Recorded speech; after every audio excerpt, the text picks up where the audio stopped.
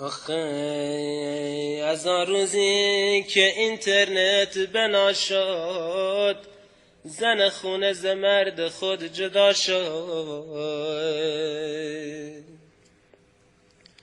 نه چای آماده و نه استکانی، دریغ از پختن یک لقمه نانی. سر صبحی که پیجون تا سحرگاه، موبایلش روشن و هرگاه و بیگاه ای روزگار. گهی اینترنت و واتساپ، گهی چت، پیامک میزنه این خط به اون خط.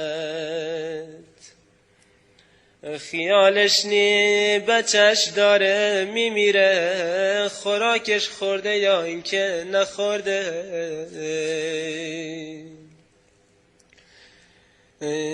خیالش نی که مردش خسته و زار، میاد خونه شبانگاهان سر کار.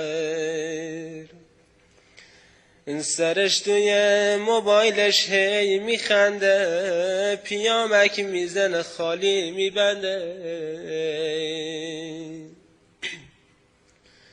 این روزگار به جای همدمی با مرد خونه، موبایل ها روز شب همدمشونه.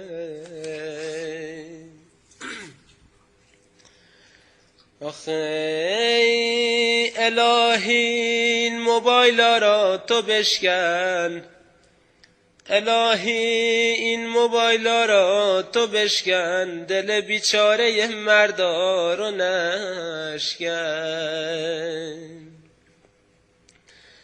قدیما مرد و زن همراه و همدل، حالا همدم شده خط ایران سل ای روزگار. الهی کابل اینترنت جدا شه، موبایل عدس زنها رها شه. از آن روزی که این واتساپ بنا شد، زن خونه ز مرد خود جدا شد.